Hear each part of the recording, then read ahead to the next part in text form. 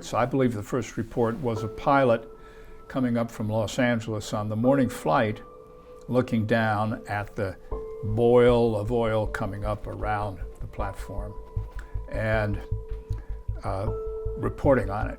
And it very quickly hit the news and that it arrived, and the birds got soaked and the harbor was covered.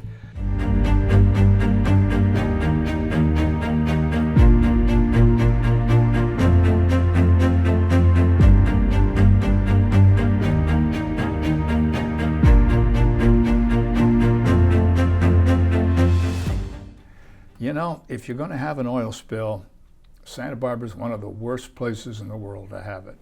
Here's a famous beach, a famous tourist asset to the community.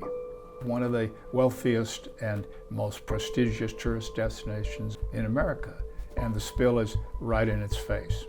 So it was bound to be a reaction. There was bound to be a good deal of coverage of it. And indeed there was.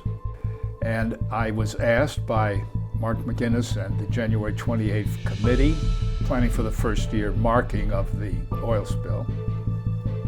And I said, sure, I'll take a shot at writing a declaration. And I went out with Barry Schuyler to San Miguel Island, and we looked for traces of the oil. In the fall of 1969, that I wrote the Declaration of Environmental Rights. I took a pad of paper, copy of the Declaration of Independence. That's all I took. And I just said, okay, I'm going to go out there, and it's about 3 hours back from the island to Santa Barbara, and I'm going to write the Declaration right there. And whatever I do is going to be it. And while I was writing, there were dolphins jumping alongside the boat. And Barry Schuyler always said, you know, those dolphins gave you the words. They told you what to write. And in a sense, they did. I thought, well, I'll model it on the Declaration of Independence. I'll have a preamble in which I talk about people having the right to an environment capable of sustaining life and promoting happiness. And then I list, just as does the Declaration of Independence, I list the various problems that we've created in interacting with the earth. And then I talk about the remedies for that. And one of the most important statements is, I'm quoting from it now, is we need an ecological consciousness that recognizes man as member, not master, of the community of living things sharing his environment. Kind of made nature the latest in a series of oppressed minorities.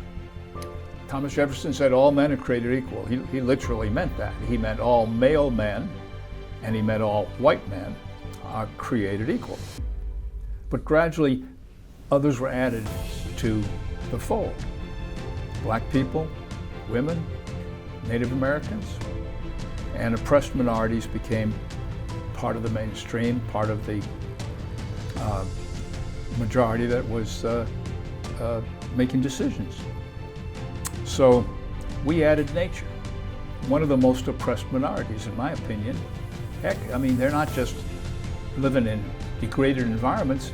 Many species are going extinct, as we all know.